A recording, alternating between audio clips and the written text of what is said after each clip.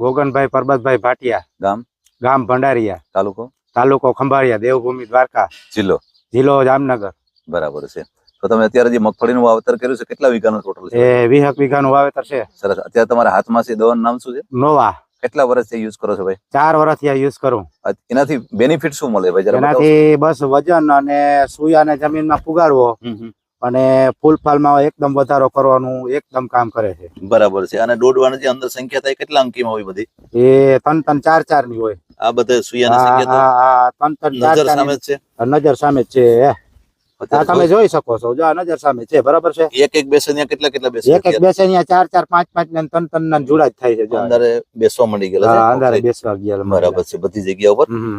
તો તમને આનો રિઝલ્ટ કેમ લાગ્યું ભાઈ? રિઝલ્ટ હારામાં હારો. ખેડૂત ઉપયોગ કરે તો આનો કોઈ વાંધો જ નહીં જરાય.